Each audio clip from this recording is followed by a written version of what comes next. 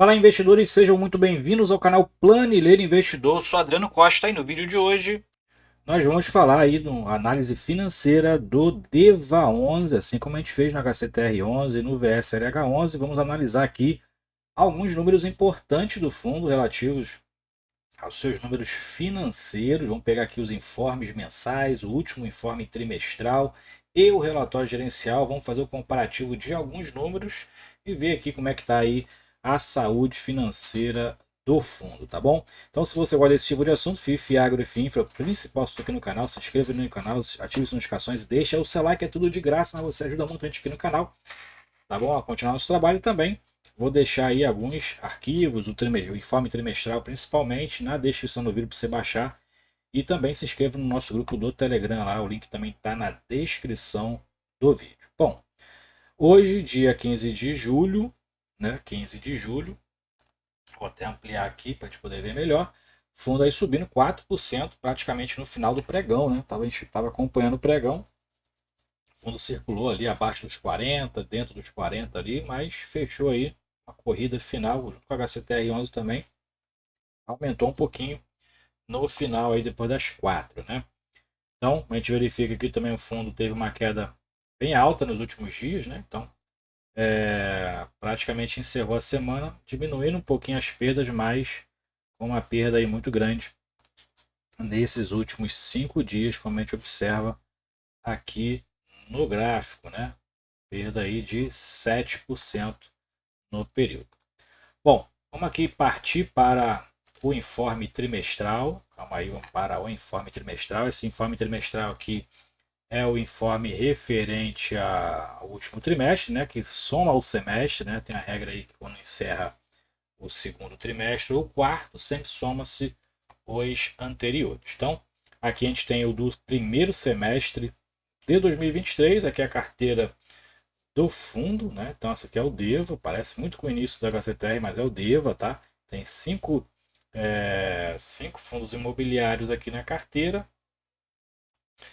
Não tem um peso tão grande quanto o do HCTR11, né? Mas tem aqui valores aqui em torno de 70, quase 100 milhões de reais na verdade, né? Em torno de 100 milhões de reais investidos em fundos imobiliários.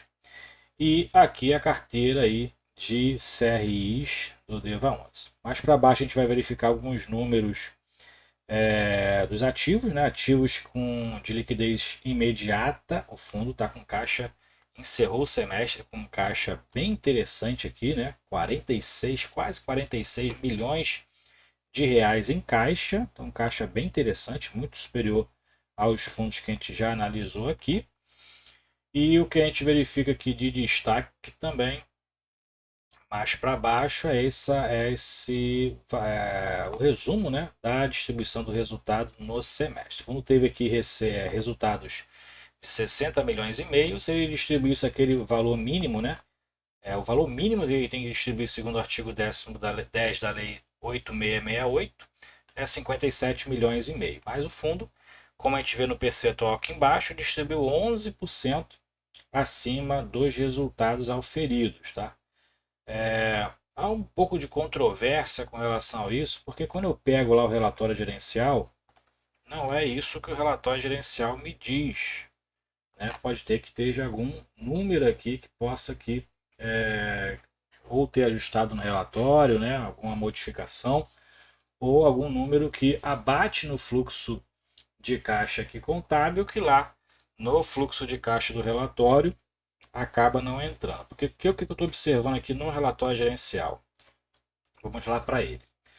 Lá é encerramento até junho, esse relatório aqui é o de julho, tá? Então ele vai com encerramento até aqui junho, tá? Daqui para cá.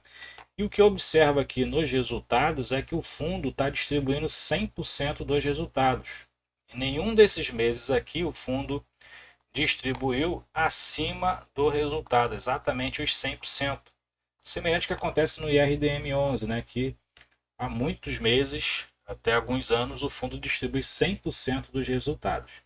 Então, o que eu observo através do relatório gerencial aqui do fundo, na DRE por regime de caixa, seria semelhante àquele que a gente viu lá, ele tem distribuído 100% dos resultados auferidos todos os meses. Então, como é que você vê isso? Você pega aqui as receitas totais, diminui das despesas totais e vai dar esse resultado aqui, que é o total distribuído pelo fundo.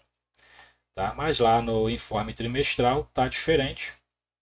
E aí eu não consegui encontrar esse número de 111%, já que é o número do semestre, né? Nem acumulado dos meses anteriores. Né?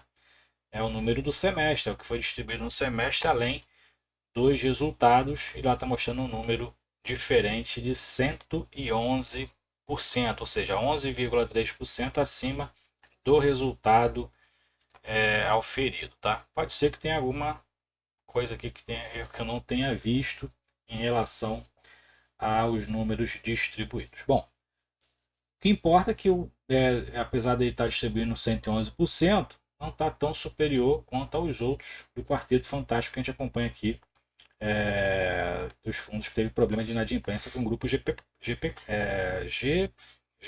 né? GPK, Gramado Parques. Bom, e quando a gente vai para o relatório financeiro, o relatório mensal, do informe mensal, esse aqui é o relativo a julho, agosto ainda não saiu, a gente verifica que o fundo encerrou julho com um caixa de 35 milhões. Né? Então, se você lembra lá do relatório do trimestral, encerrou o semestre com 45, mas encerrou julho com 35, possa ser que tenha aplicado em algum CRI ou comprado algo, né, referente a algum aporte, tá? Que não está no relatório, inclusive, mas teve redução em relação às disponibilidades do fundo. Mesmo assim, é um bom caixa, 35 milhões de reais em caixa. E o que a gente verifica aqui, em relação aos valores a receber, os valores inadimplidos, 32 milhões que o fundo tem de valores inadimplidos, um valor muito alto, apesar de, no relatório gerencial, a gente verificar que em torno ali de 20% do seu portfólio está inadimplido e mais 20% está em período de carência, mas está recebendo alguma coisa, né? E 58%, quase 60% está em dia. Então, o que a gente verifica aqui que do Quarteto Fantástico, por exemplo, é o que está com maior valor inadimplido. Tá? Nem o HCTR11, que é o dobro do tamanho do DEVA11, está com valores assim tão superiores. Tá? Então, o fundo está com 32 milhões de valores a receber e mais 35 milhões de caixa, isso encerrado no mês de julho. E o que a gente tem observado, então, como eu falei, é que o fundo tem distribuído 100% dos resultados. Então, isso aí, como eu falei, pode ter tido alguma coisa que eu não enxerguei aqui no relatório trimestral, tá bom? Mas ele tem mencionado aqui que é 11,3% de distribuição, acima dos resultados, mas no relatório gerencial a gente observa outra coisa. E no relatório gerencial também a gente destaca aqui em relação à inadimplência, né? Tem aqui se a gente pode fazer alguma estimativa, né, com o fundo, dos 4 fundos, e tirando o Iridium, né, dos 4 fundos aí mais impactados com o grupo GPK, né, o DEVA11 para mim é o menos pior, tá bom? Por quê? Porque ele tem aqui valores aqui em dia 60%, em período de carência são 19,7%, né, e aqui a maioria na verdade só um, que é o XBXO, o CRI do XBXO lá, do Shopping da Madrugada, está pagando 50%, o restante está com período de carência até dezembro. Então, se tudo ocorrer bem, se aqueles que estão devendo para o fundo aí, né, em 2024 acertar aí o fluxo e começar a pagar, o fundo vai ficar com 80% aí do seu portfólio com pagamento em dia, tá? Porque essas carências vão até dezembro. O pior que realmente, né, o mais temeroso são esses 20% aqui, principalmente, que ainda estão em período de renegociação, e esse daqui é o do grupo GPK, com 15,8%. Então, se a gente pegar a questão financeira do fundo e a questão da inadimplência, ele tem um valor muito alto inadimplido, como a gente viu lá registrado, mas percentualmente é o fundo que está menos pior em relação a uma possível recuperação aí no curto prazo. Tá? Os outros realmente está muito mais complicado, porque as execuções dessas garantias dos CRI são muito complicadas, que a gente verifica aí que está moroso desde março para decidir em relação a execução das garantias do grupo GPK, e isso aí então prejudica bastante fundo em relação à saúde financeira, valor de mercado, né? Então realmente prejudica bastante o fundo aí em relação aos seus números, tá? Bom, então é isso aí. Para mim, como eu falei, é o menos pior dos quatro, que estão aí os mais impactados pelo grupo GPK, é o DEVA 11, por isso mesmo, em relação à distribuição dos proventos, ele reduziu para 47 centavos a distribuição de agosto, mas o que a gente observa aqui é que o fundo está distribuindo 100% dos seus resultados. Então, mantendo aí todos os números, né?